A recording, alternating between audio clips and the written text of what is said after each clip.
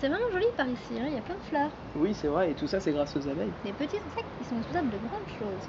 Tu savais que 76% de la production alimentaire en Europe dépendait de l'intervention des abeilles? Ah, c'est vraiment beaucoup. Tiens, toi aussi, tu es là? Tu veux en savoir plus sur le sujet? Ça tombe bien, l'autre jour j'ai rencontré un apiculteur. Je vais pouvoir vous raconter.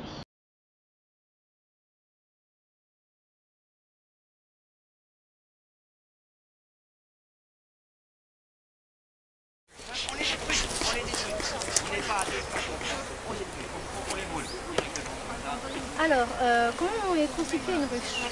Ah, une ruche. Alors une ruche, c'est constitué de plusieurs parties. D'un plateau en bas, du corps de la ruche, c'est la partie habitation. De la hausse au-dessus, c'est la partie où les abeilles vont mettre le miel que l'on va récolter. Et d'un toit pour mettre tout ce petit monde à l'abri. D'accord, ok. Il faut ouvrir la ruche? Ouvrons la ruche. On va utiliser l'enfumoir pour ouvrir la ruche. Là, je mets pas mon voile, mais il est accroché derrière mon cou. Comme ça, si ça se passe mal, je peux me le mettre pour me protéger. D'accord. Donc on va les prévenir d'abord. Je leur mets un coup de fumée au niveau de l'entrée. Tiens, viens à côté de moi, Florine. Donc là, vous voyez cette ruche-là, elle doit être dans un état moyen, parce qu'elle a encore un petit peu de nourriture, parce qu'elle devait être très légère. Et c'est pour éviter que la ruche ne meure. D'accord, donc ça c'est quand il y a une fait. Voilà. C'est que la hausse qui est là, c'est pas une hausse dans laquelle on va récolter du miel aujourd'hui ou demain. Elle est juste là pour lui permettre à lui donner du volume. Donc là vous n'utilisez pas de gants? Non, c'est pas absolument nécessaire. Quand les abeilles sont calmes, tout va bien.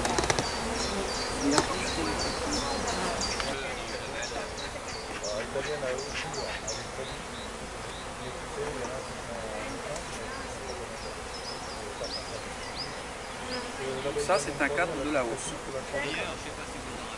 C'est normal qu'il soit aussi petit? Oui, un cadre de hausse fait toujours la moitié de la taille du cadre de choix. D'accord. Alors là, on voit qu'il y a du papier journal qui est posé. C'est tout simplement parce qu'en ce moment, on est dans une période météo où il fait assez froid et on pose les feuilles de papier journal uniquement pour isoler aussi un petit peu, pour que dans le corps de la ruche, il y ait le maximum de chaleur. Là, on va les enfumer. Une saison de miel commence à partir de Alors, quelle période? à partir de quand commence la saison de miel?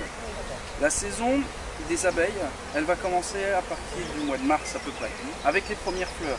Quand on voit même un peu avant les noisetiers, les saules qui vont fleurir, là les abeilles elles vont commencer, alors qu'elles sont toutes resserrées à l'intérieur de la ruche, à se développer, à recommencer à faire du couvain, à aller chercher du pollen, un petit peu de nectar, pour de nouveau réélever les futures abeilles qui vont, elles, produire le miel pendant l'été.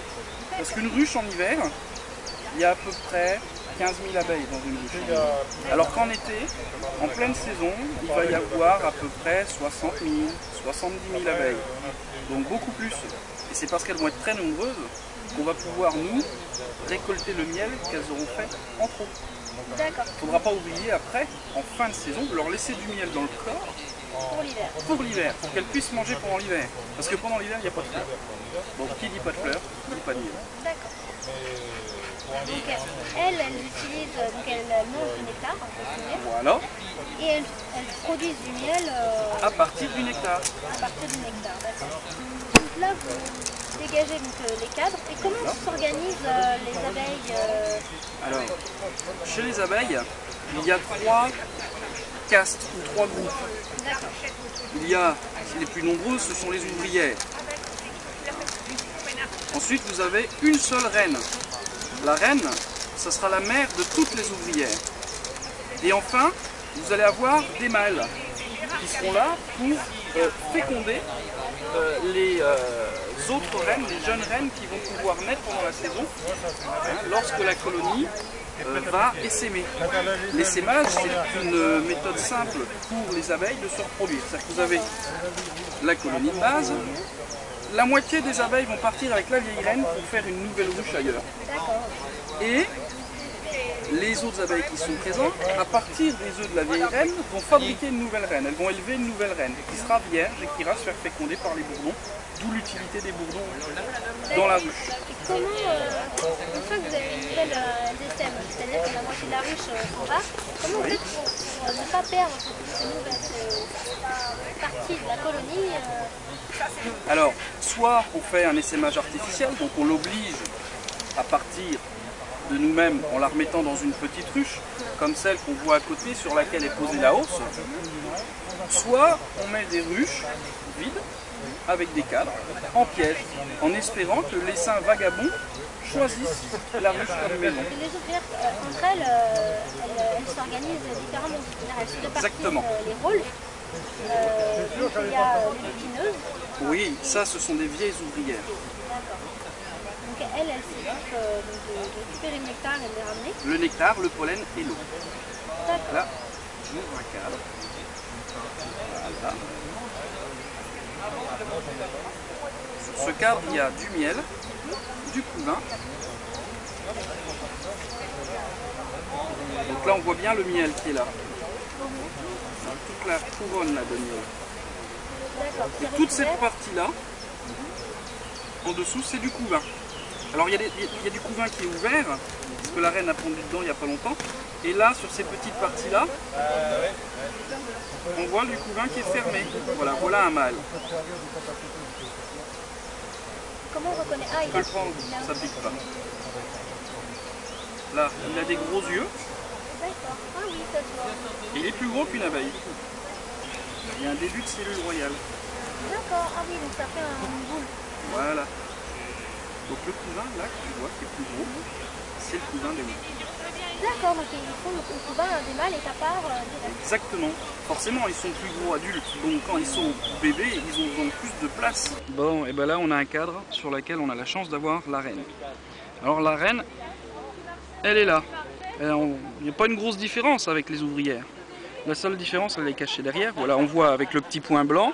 Voilà, et ben la différence, c'est la taille de l'abdomen qui est plus long parce que c'est normal. Hein. Pour pondre des œufs, il faut bien qu'elle les stocke quelque part. Et vu qu'elle a les œufs pour toute sa vie à l'intérieur de l'abdomen, c'est un abdomen qui est beaucoup plus long.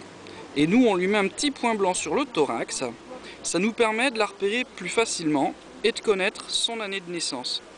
Parce qu'il y a un code international qui fait qu'en fonction de l'année de naissance des reines, la couleur n'est pas la même. Donc ça, c'est une reine qui est née l'année dernière, hein, donc en 2011. C'est pour ça qu'elle a le blanc. Cette année, en 2012, c'est le jaune. Et combien de temps vit une reine? Une reine vit à peu près 5 ans.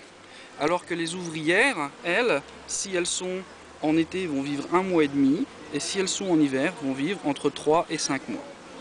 L'alimentation n'étant pas la même à l'époque où elles sont des larves.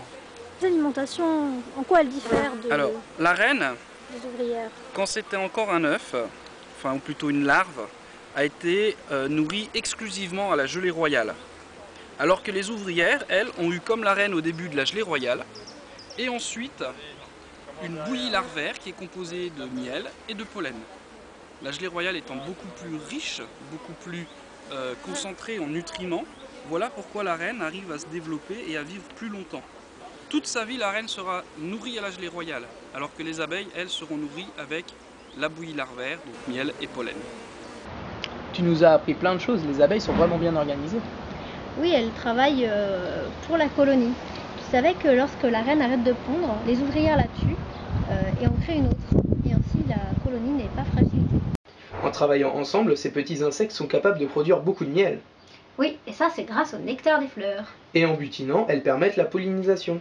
Tu veux dire comment les abeilles permettent aux fleurs de se transformer en fruits? Oui, c'est ça, je vais t'expliquer. L'abeille butine les fleurs afin d'extraire le nectar qui lui servira à faire du miel. Alors qu'elle remue dans la fleur, le pollen présent sur les étamines s'accroche à ses pattes. Ce pollen se déposera sur le pistil. Il descendra alors au cœur du végétal où il sera fécondé. Ensuite, la fleur se transformera en fruit et dans son noyau se retrouvera une graine. Ah oui, c'est simple, j'ai tout compris. Oui, les abeilles sont responsables de... C'est grâce à elles en fait que les fruits et les légumes peuvent pousser. Et c'est pour ça qu'elles sont... C'est grâce à elles qu'il y a autant de richesses donc de fruits et de légumes dans l'Europe et aussi dans le monde. Justement, tu sais que les agriculteurs, pour stimuler leur production, payent les services d'un apiculteur pour qu'il pose ses ruches à proximité de leur production. Et ça tombe bien parce que l'autre jour, je suis allée rencontrer un agriculteur bio et il m'a raconté comment ça se passait. Est-ce que vous utilisez parfois faites venir des agriculteurs ou pas? Alors sur les légumes non, mais sur la partie céréalière oui. J'ai un apiculteur qui a mis une quinzaine de ruchers je crois sur la ferme. Ça fait que 2 ans, donc j'ai pas encore beaucoup de recul pour dire si ça fait.